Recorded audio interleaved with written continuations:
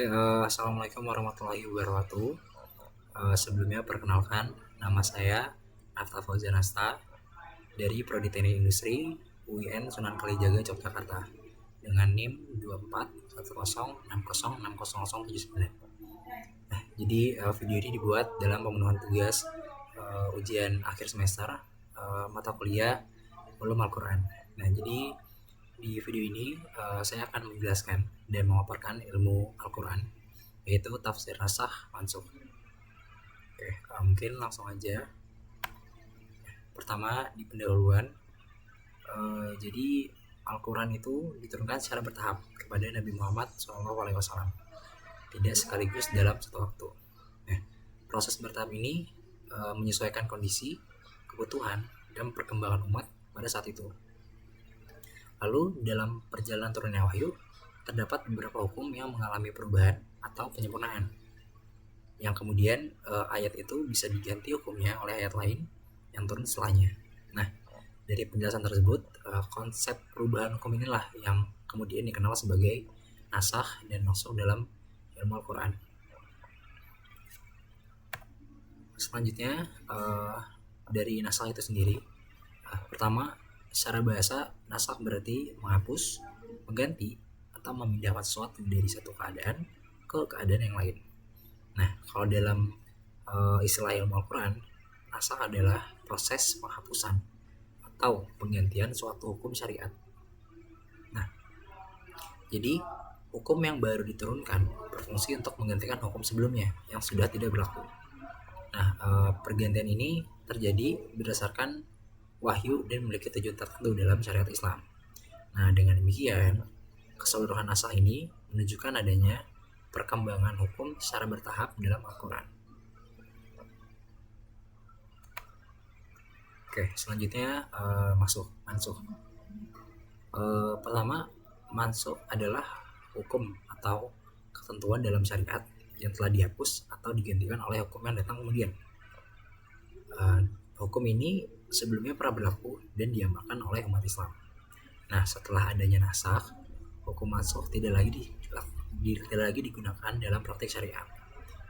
Dan mungkin juga dalam beberapa kasus teks ayatnya tetap ada dalam Al-Quran, namun hukumnya sudah tidak berlaku. Nah, pemahaman tentang mansukh ini penting agar tidak terjadi kesalahan dalam penetapan hukum. Jadi berdasarkan penjelasan sebelumnya, mansukh ini adalah hukum terdahulu yang pernah diamalkan, lalu si nasakh ini adalah hukum yang menggantikan si mansukh ini sendiri. Mungkin lanjut di contoh nasakh. Nah, salah satu contoh yang sering dijelaskan dalam Al-Quran adalah proses pengharaman khamr, yaitu minuman beralkohol. Pada awalnya si minuman beralkohol ini atau khamr kan belum diharamkan secara tegas dalam Al-Quran. Nah, lalu kemudian setelah itu turunlah ayat yang membatasi, seperti pertamanya adalah larangan sholat dalam keadaan mabuk. Nah, lalu setelah itu turun lagi ayat yang mengharamkan khamr atau minuman beralkohol secara keseluruhan. Nah, dari proses contoh nasakh ini menunjukkan gitu bahwa hukum dalam Islam diturunkan secara bertahap atau tadarruj untuk memudahkan umat muslim yang saat itu merupakan agama baru untuk memahami hukum dalam Islam. Nah, lalu selanjutnya ada jenis-jenis nasakh. Nah, para ulama ini membagi nasakh ke dalam beberapa jenis berdasarkan perubahan pada teks ayat dan hukumnya. Nah, jadi yang pertama itu ada hukum yang dihapus, tetapi teks ayat tetap ada dalam Al-Quran dan masih dibaca hingga sekarang.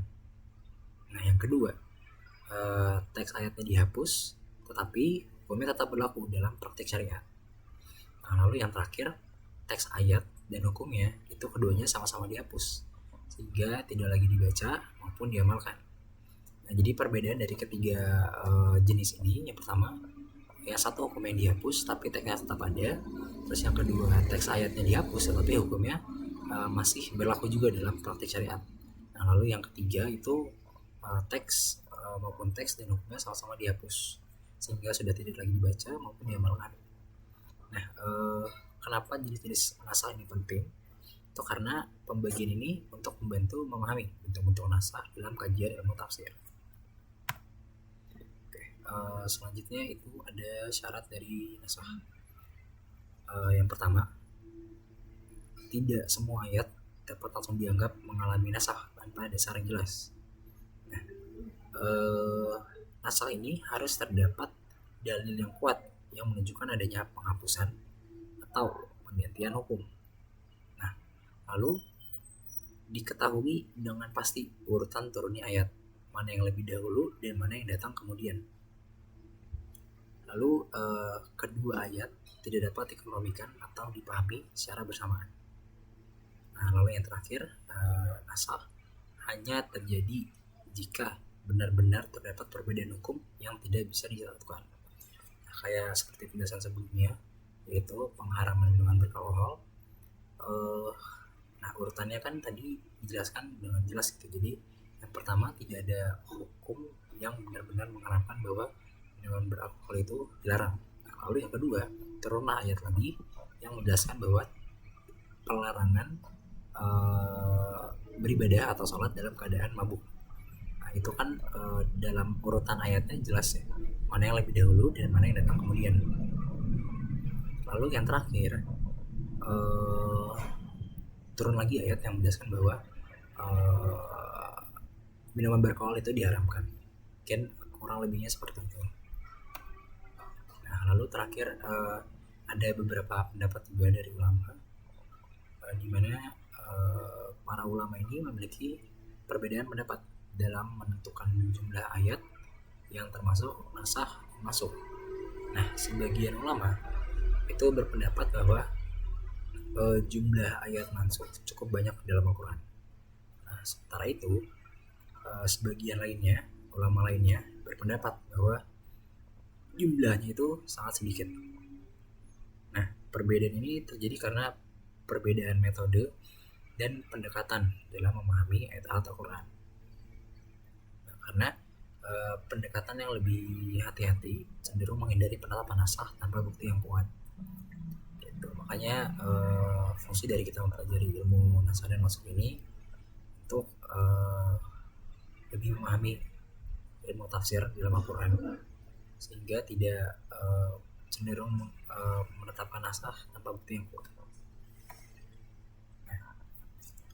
Ada beberapa kesalahan juga dalam mempelajari naskah dan masuk ini.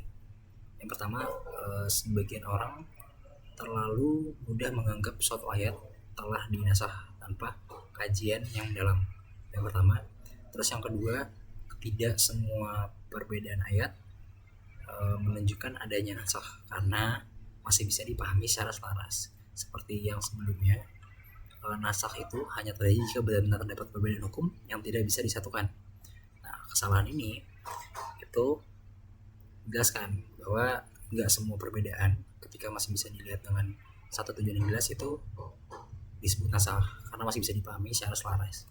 Terus yang ketiga, kurangnya pemahaman terhadap konteks turunnya ayat juga dapat menyebabkan kesalahan dalam penafsiran. Lalu yang keempat, penetapan naskah harus dilakukan dengan hati-hati dan berdasarkan dalil yang jelas. Nah, keseluruhan kesalahan dalam memahami naskah ini juga dapat berdampak pada kesalahan dalam menetapkan hukum Islam yang dianut oleh umat muslim saat. Nah, sedangkan hikmah dari naskah ini sendiri, yang pertama dari ilmu naskah ini yaitu menunjukkan bahwa syariat Islam memiliki fleksibilitas dalam penerapannya. Yang kedua, perubahan hukum menjadi bentuk kemudahan bagi umat muslim dalam menjalankan ajaran Islam. Terus lalu naskah ini juga menunjukkan bahwa kasih sayang Allah Subhanahu wa taala dalam membimbing manusia secara bertahap. Yang keempat, menjadi sarana pendidikan umat agar siap menerima hukum yang lebih sempurna. Lalu yang terakhir, membuktikan bahwa Al-Quran diturunkan sesuai dengan kondisi dan realitas kehidupan manusia. Seperti yang disebutkan di awal tadi, bahwa Al-Quran ini diturunkan secara bertahap. Nah, itu agar menunjukkan kasih sayang Allah dalam membimbing manusia secara bertahap. Lalu karena sesuai dengan kondisi dan realitas kehidupan manusia saat itu, kan juga diturunkan untuk membuktikan bahwa tahapan hukum yang lebih sempurna sebagai sarana pendidikan umat muslim.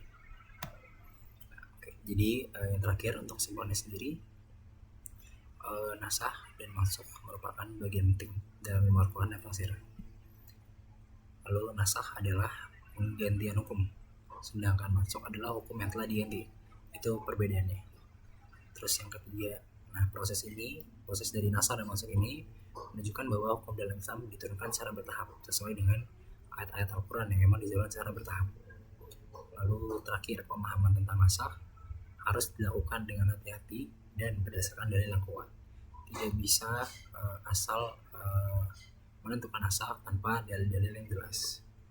Lalu yang terakhir, konsep ini mencerminkan hikmah dan kemudahan dalam syariat Islam dari Allah Subhanahu wa taala kepada hamba-hambanya, yaitu umat muslim.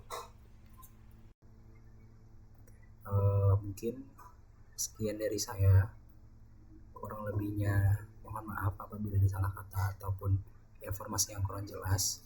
Wassalamualaikum warahmatullahi wabarakatuh.